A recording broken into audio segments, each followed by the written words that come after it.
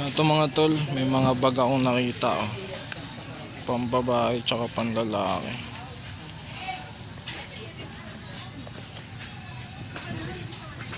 ₱20 each na lang. Naka-sale ngayon dito. Tsaka ito, H&M.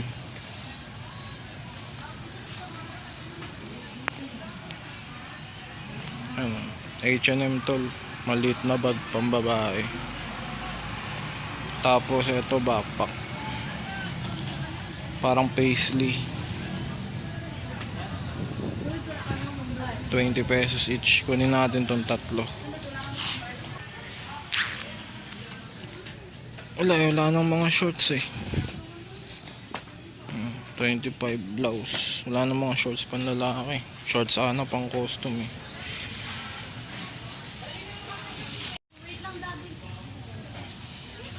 Mga tol, solid oh.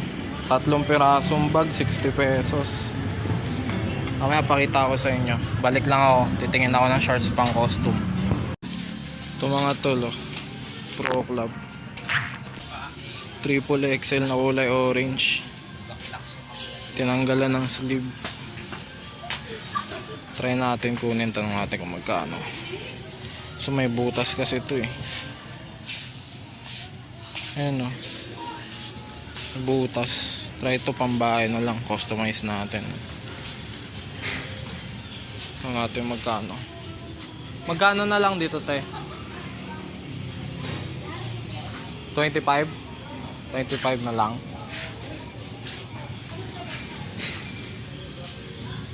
25 daw, Pro Club.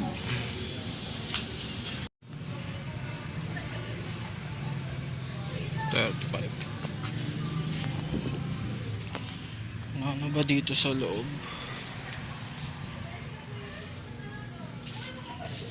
Check natin dito. Timberland oh.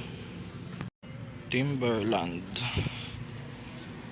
Nakasisi lang ngayon mga tol. Yung bag kaninang nakuha ko, ₱20 isa. Kaya pa natin i-resell. May i-flex ko sa inyo.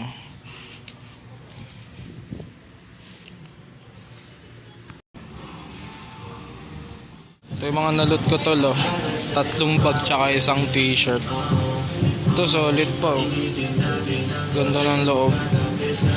Tignanello yung brand. Opya.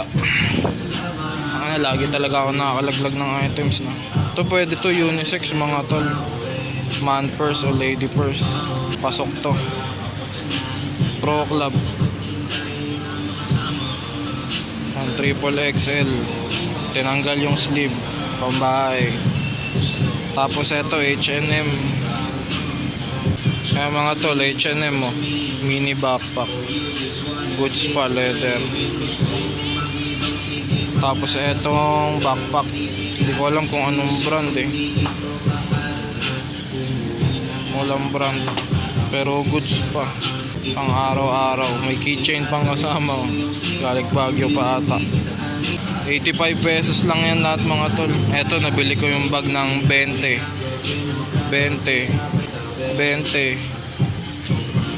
Tapos ₱25.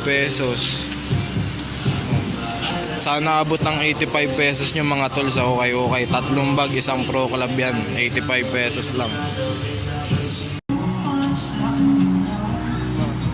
Diba?